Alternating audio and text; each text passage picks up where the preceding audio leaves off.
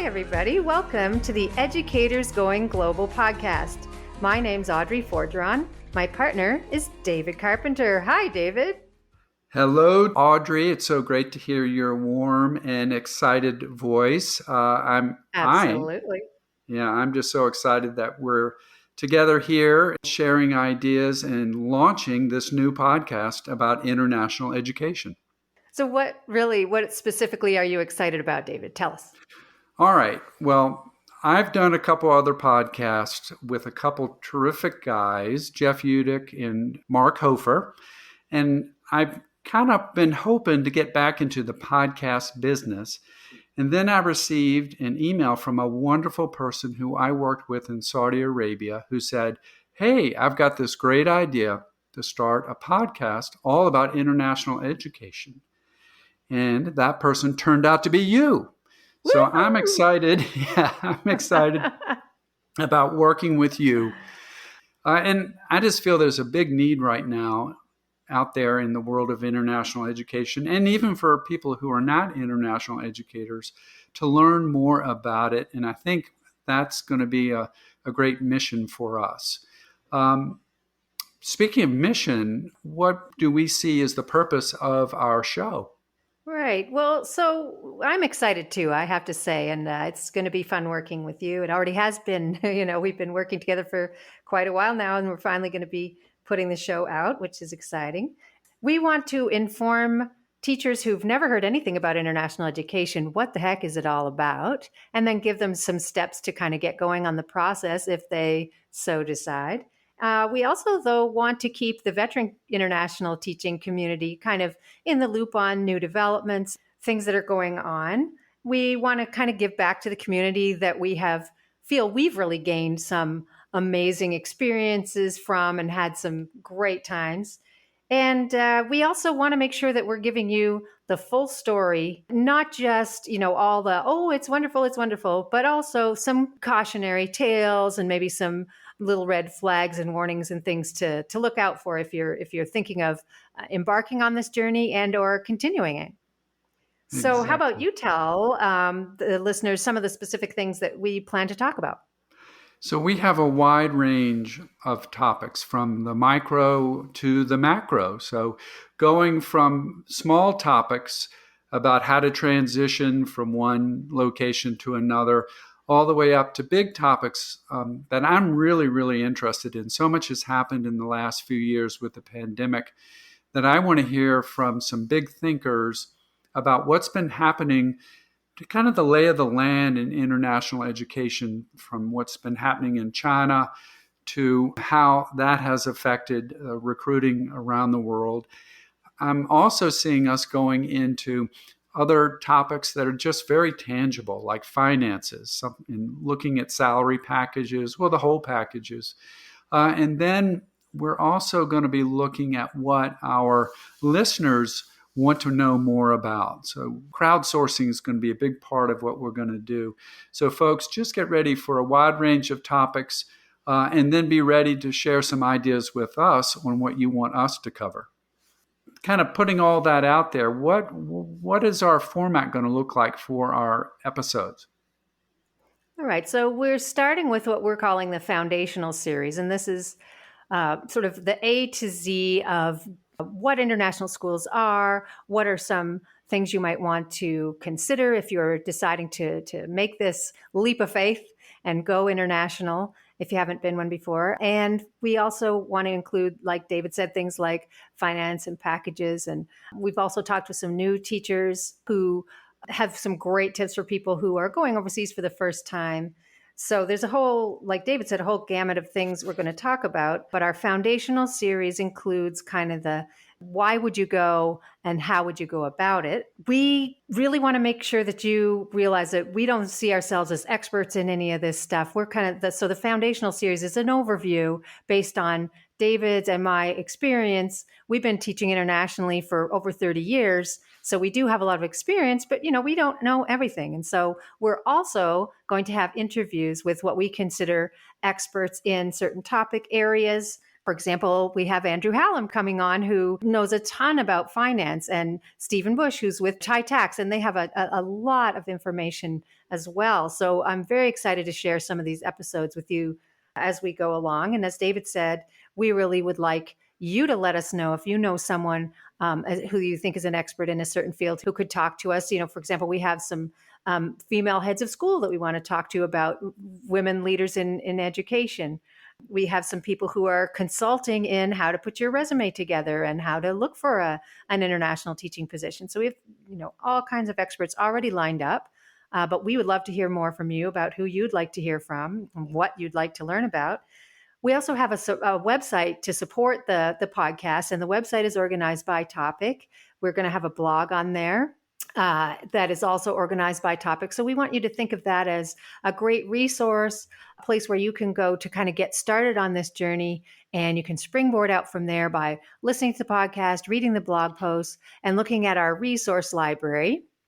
And then the final thing I want to mention is we are encouraging any of you who've already been international teachers for a while to, or even new, it's okay, to record yourselves on video. And we have, or audio if you're not comfortable with video, but we've put up a YouTube channel where you can tell your, what we're calling, going global story. And it could be a story about the first time you went global, or it could be a story about just something that happened as an international teacher, to do with school or not to do with school, just traveling around, but enjoying the international teaching experience. So David, why don't you start by telling everyone your initial going global story? Definitely. But before I do, let me add a couple more things. You've covered so much there in our plan going forward. And one of the things you mentioned was the resource library. That's how we're going to organize the episodes. Audrey and I are pretty organized people, and we're big podcast listeners ourselves. So we're going to be very focused in our episodes. And our episodes are going to start with a guiding question, and that's going to guide us through each of the shows. Because we're teachers. Yes. Yeah, because we are teachers. Thanks for the reminder. UBD for the win, baby. Yes, exactly. Got to love the UBD. So we are always thinking with the end in mind and how to get our audience there to deeper understanding for sure. A second aspect of our podcast is that it's not going to be your normal kind of podcast where you go into your podcatcher and you see them all numbered per se, because we really want folks to be able to come to the website and say, I really want to learn more about work visas and transition or insurance, or I want to learn more about what's happening with going to a recruiting fair now. How are they different? How are they similar from the different agencies? So, of course, you'll be able to listen to the episodes in your podcatcher on your phone, yet we do want you to think about coming to the website for our resource library. That's true. Should we just say the website name right now? Yeah, jump right in. Share. It's a great name. So I like it. Thank you. The website is www.educatorsgoingglobal.com. And that's all one word, Educators Going Global. Yes. And that came from you when you initially reached out to me. I just thought it was brilliant. Just so catchy. Thanks. Yeah. And thanks for giving me the credit. Yes. And you deserve it. So jumping to my going global story, I went to a liberal arts college in the South where so many of my classmates were going on to careers in medicine. They were going to go into law. They were going into business. And they were a handful of us who were looking to become educators.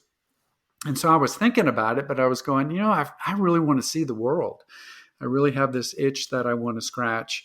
So I heard about an administrator who was in the bottom of one of the buildings, and we kind of joked about it. His name was Ken. And he was in charge of experiential education. And so this liberal arts school was very open and liberal, but it very much followed certain sequence and structures. So that he was the guy trying to help those that were different, like myself, who wanted something a little individualized, you might say. So I went to see him and I said, hey, I want to go do an internship at Club Med to have that kind Nice. of experience. Yes. Yeah. And he just kind of gave me a wink. And okay, Dave. And so he reached out and contacted them. And he was setting up an interview, and they got back to him and said, well, what other languages does David speak? And I said, well, I speak Southern. That's about it. And so that they declined to have me interview with them, but I was excited What a about bummer. that. Yeah. And it was a little bit of a letdown. And then I was in the school library where all the students spent their time at this fine liberal arts college. And I ran across a newspaper about just international living, and I found an ad for International School Services, ISS. And I said, whoa, maybe that's my avenue because I love children, I love to learn, and I want to travel. So that kind of opened the door for me. And I went ahead and applied, was accepted, and went to their fair, I think January, February in Boston. And I think a lot of our listeners from the good old days remember the Boston conference that takes place. And what came out of that was that I got my first job in Israel. And it turned out I met a fine gentleman named Brian at the bar one evening during the fair, and he would end up being my roommate in Nice. Israel.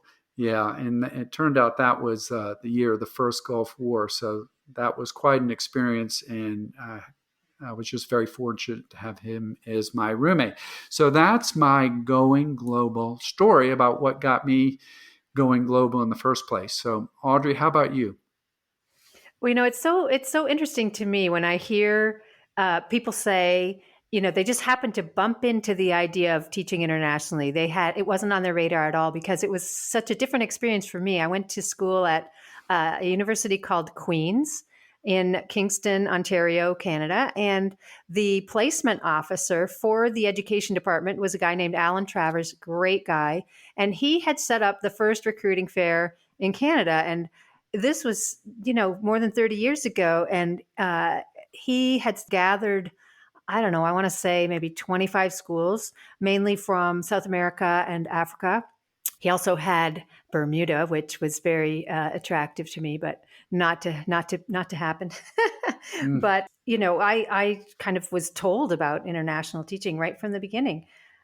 I initially decided to teach at my old high school. I lived with my parents, if you can believe, and I taught at my old high school just to kind of get my feet wet because for me, I was a little hesitant to just jump right in and go international, new country, new everything, different language, and learn to teach all at the same time. So my hat is off to anyone who does that, like my college roommate Claire, who went straight down to Mexico for her first teaching assignment, but I taught for 2 years at my old high school in Ottawa. And then I told people that I went to the job fair and I came back with a job to go to Addis Ababa, Ethiopia. And I told my teaching colleagues and they said, you're absolutely crazy. What are you thinking? Because, a couple more years and you're going to have tenure here. I think it's 5 years and you would, never lose your job. And then you should go with one of these, they had a kind of you could do a trade where you could trade with someone and go. And my thinking was, but by then, who knows what my life situation will be? I might be tied down here. I might not want to, just drop everything and go. And I'll just go for a year and see what it's like and then come back. Well, guess what? 1 year turned into more than 30 years because that travel bug bites you and, you just want to keep going. And the more you see, the more you know that you haven't seen that there Yes. is to see. So man, it's been such a great ride. And that's part of the reason why I'm excited to do this podcast with you, who have also had an amazing ride, to kind of just let people know that there's this whole world out there. If you're a teacher and, maybe you're starting to feel like, well, I'm not sure if I still want to keep on teaching, but one of our kind of guiding ideas is, well, why not try international teaching as a way to kind of do something that's very different, shake things up, and still be a teacher because there's still a lot of great things about being a teacher, but just try it in a different country. Yes. I think just like you're saying, so many people don't know about international education, and or maybe they thought about it, but they're just going, okay, how do I get started? And that's what's making me feel so good about what we're going to provide here, is that we are going to have this foundational series for people that are totally new, who are going to be able to come in and get that information, and then they can go to some of the interviews that we're doing with coaches, people that can coach you in the process, learn more about these international recruiting agencies, just kind of paint the picture in a lot of ways on how to go forward. But then here, you and I, we've done this a long time, and we're towards the end of our careers. So you and I have been chatting about pivoting. What does it mean to kind of go to maybe that last post, that last school, and then what happens after that? What do you want to do? So we're going to bring on people to talk about that as well, as we're seeing our compatriots who we've worked with, some of them retiring, some of them moving into other careers. So we're going to cover those kind of topics as well. Yeah. So we're really excited to get started on this adventure, and we hope you'll join us and keep on listening to the podcast, subscribe to the podcast, check out our website and look at some of the resources that we've got posted there, read our blog, and consider posting your own Going Global story, similar to ours or different. And we'll look forward to seeing you back here soon.